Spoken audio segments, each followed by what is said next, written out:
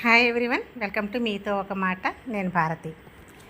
మా గార్డెన్లో ఈ తోటకూర అండి. ఇది నేను ఈ పెద్ద పెద్ద గ్రో బ్యాగుల్లో అయితే వేసాను. యాక్చువల్గా ఈ గ్రో బ్యాగుల్ని నేను పసుపు దుంపలు వేయడానికని మా సాయిల్ ప్రిపేర్ చేసుకున్నాను. అయితే అవి దుంపలు వేయడానికి ఇంకా టైం ఉంది కదా అని ఈలోపు తోటకూర విత్తనాలు అయితే వేసాను. చూడండి ఎంత బాగా పెరిగిందో. అదేవిధంగా ఈ 50 రూపాయల టబ్బుల్లో కూడా వేసానండి మిద్దె పైన. ఇవి కూడా చక్కగా వచ్చాయి.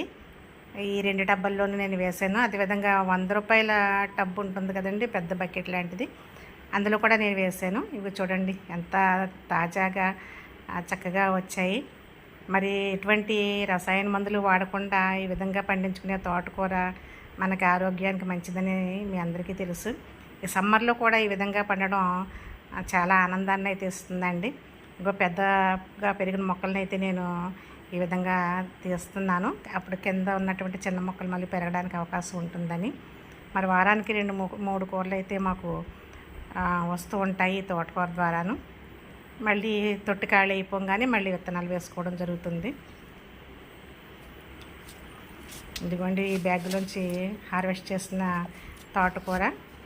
అదేవిధంగా 50 రూపాయల టబ్బల్లో కూడా నేను ఈ తోటకూరని హార్వెస్ట్ చేశాను. ఇదిగోండి. మరి వీటితో పాటు మాకు ఒక చిన్న దొండపాదు కూడా ఉందండి. ఆ దొండపాదు నుంచి కూడా నేను కొన్ని కాయలు కోసుకోవడం జరిగింది ఈరోజు. Thank you for watching.